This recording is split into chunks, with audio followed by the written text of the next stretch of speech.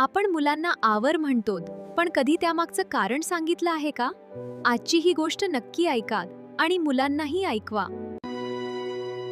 आई, तू मला नेहमी माझ्या वस्तू आवरायला का सांगतेस? खूप थकवणारं वाटतं. मला कळतं ग माझ्या लेकरू, वस्तू आवरणं कधी कधी कंटाळवाणं वाटतं. पण माहिती आहे का, प्रत्येक वेळी तू एखादी वस्तू तिच्या जागेवर ठेवतेस तेव्हा तू थोडी थोडी मोठी होत असतेस. पण मी एखादं खेळणं तसंच ठेवलं तर काय फरक पडतो?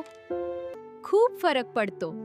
जेव्हा तू वस्तू आवरतेस तेव्हा तू तुझ्याकडे जे आहे त्याचा आदर करायला शिकतेस.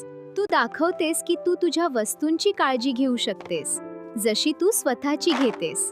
पण कधी कधी तू ही वस्तू तसेच ठेवतेस ना. हो ग, खरं आहे. कधी कधी मीही विसरते, पण मी आवरते कारण मला आपलं घर शांत, सुंदर आणि नीटनेटकं असावं असं वाटतं. असं ठिकाण जिथे आपण मोकळेपणाने श्वास घेऊ शकतो, विचार करू शकतो आणि आराम करू शकतो.